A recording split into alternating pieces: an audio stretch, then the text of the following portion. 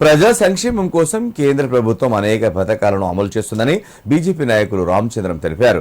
సిద్దిపేట జిల్లా నాన్రోపేట మండలం గుర్రాలగుంది గ్రామంలో నిర్వహించిన మీడియా సమావేశంలో ఆయన మాట్లాడారు. ఉపాధి హామీ కూలీలకు ప్రభుత్వం 125 రోజుల పాటు పని కల్పిస్తున్నట్లు తెలిపారు. ప్రతిరోజు సక్రమంగా పనిచేస్తే 307 రూపాయల వరకు కూలీ లభిస్తుందన్నారు. ఉపాధి హామీ కూలీలు ఈ అవకాశాన్ని సద్వినియోగం చేసుకోవాలని కోరారు. ఈరోజు సెంట్రల్ గవర్నమెంట్ బీజేపీ ప్రభుత్వము బడుగు బలహీన వర్గాల కోసము 125 రోజుల సంవత్సరానికి ఉపాధి హామీ పథకాన్ని ప్రవేశపెట్టి బడుగు బలహీన వర్గాలకు చేదోడు వాదోడుగా నిలుస్తుంది.